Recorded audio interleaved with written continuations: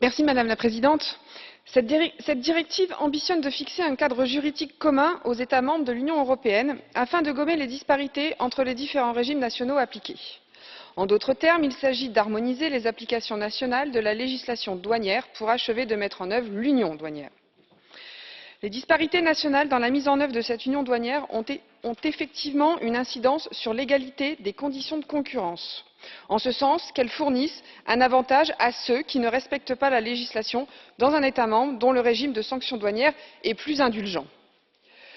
Le risque pour les contrevenants n'est donc pas le même en fonction de la porte d'accès au marché intérieur unique.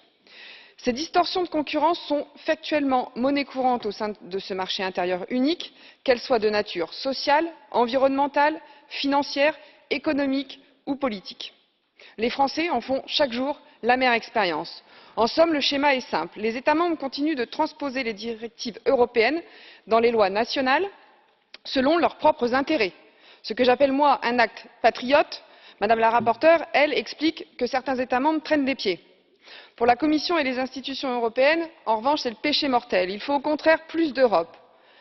Malgré la crise économique de la zone euro, l'amplification de la crise migratoire, le rejet évident de cette conception de la construction européenne par les peuples d'Europe eux-mêmes, comme en témoigne le Brexit ou encore le rejet du CETA par la Belgique, la Commission Juncker préconise encore et toujours plus d'intégration. Comme dit le proverbe, errare humanum est, perseverare diabolicum. L'erreur est humaine, l'entêtement est diabolique. Ce projet chimérique d'un marché unique harmonisé et homogène se fracasse sur les réalités économiques, politiques, géographiques et donc nationales. Je trouve que c'est une excellente nouvelle pour l'avenir. Merci. Madame Metsola. Signora President.